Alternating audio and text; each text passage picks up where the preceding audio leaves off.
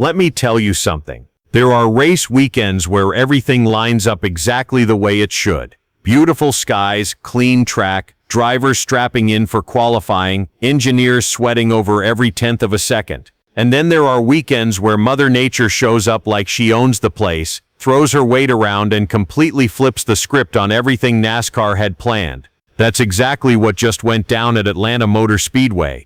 And the ripple effects from this one decision are already sending shockwaves through the garage, through the fan base, and straight through the playoff picture. This isn't just a scheduling hiccup. This is a genuine, legitimate shakeup to the Auto Trader 400 before a single green flag lap has even been turned. And if you've been following this season since the opening weekend, you already have a pretty good idea of why what just happened matters more than people are giving it credit for. But before we get all the way into it, if you're someone who actually watches every lap, reads every box score, and feels every crash in your chest, this channel is for you. Hit that subscribe button right now because NASCAR Nation Report is brand new and we are grinding toward our first 5,000 subscribers. We are building something real here. No fluff, no corporate spin, just pure NASCAR energy from people who actually care. Like this video if you're already locked in. Let's get into it. So here's the situation.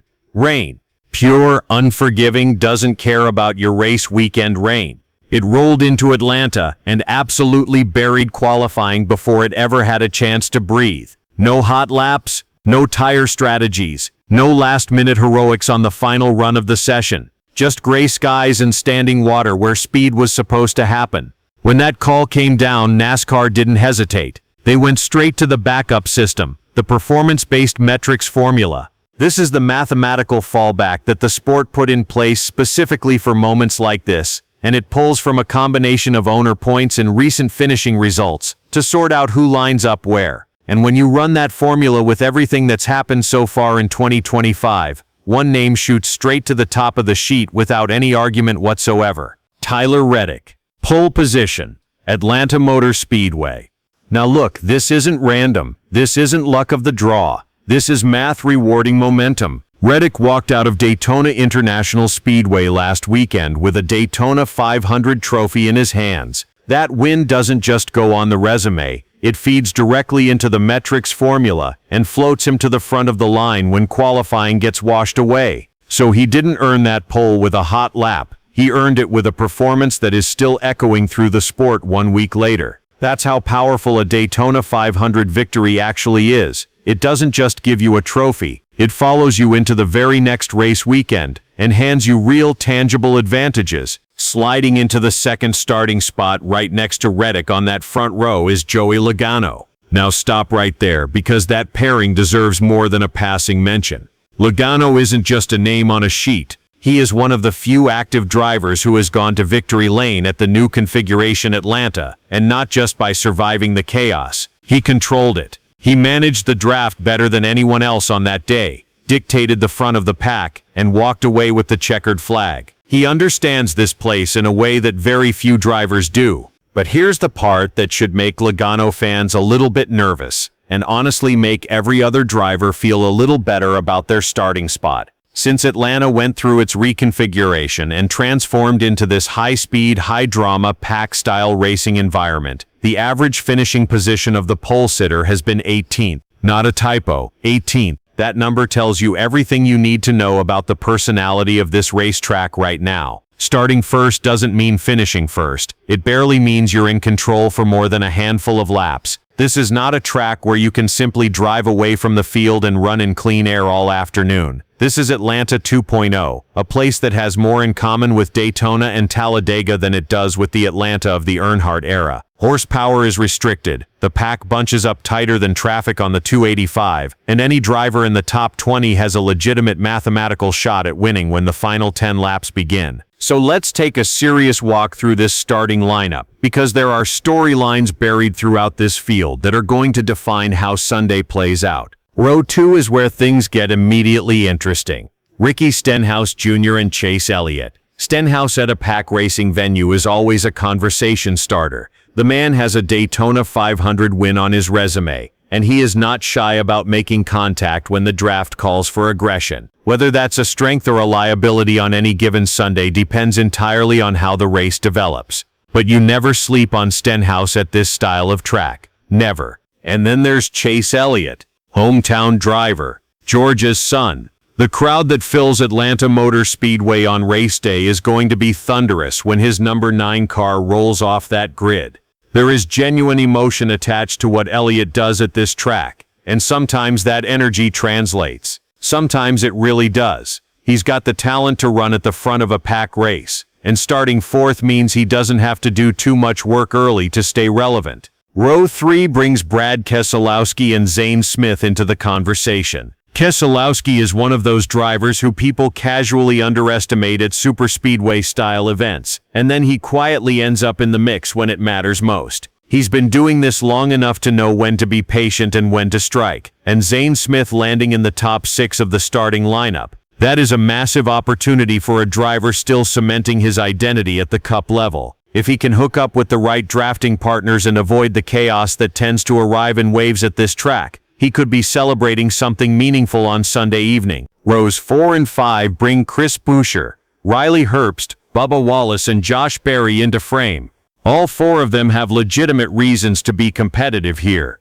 Pack racing is the great equalizer in NASCAR. It's one of the few places where raw equipment alone doesn't decide outcomes. Timing, patience, and reading the draft correctly matter just as much as horsepower. Moving through the field, Noah Gragson starting 11th, Daniel Suarez at 12th. Suarez deserves a spotlight moment here because his Atlanta win 2 years ago was exactly the kind of thing this track produces now. It was chaotic, it was dramatic, and at the end of it, a driver who doesn't always get mentioned in the championship conversation was standing in victory lane. That's Atlanta. That's what this place does. Behind them, William Byron, Kyle Busch, Carson Hocevar, and Kyle Larson. Larson rolling off 16th. And honestly, for this style of racing, that's not a hole to dig out of. That's mid-pack positioning with room to advance when the draft opens up. Larson has the instincts for superspeedway chaos, and he will not be quiet once the laps start ticking down. Further back in the field, keep an eye on Christopher Bell starting 32nd.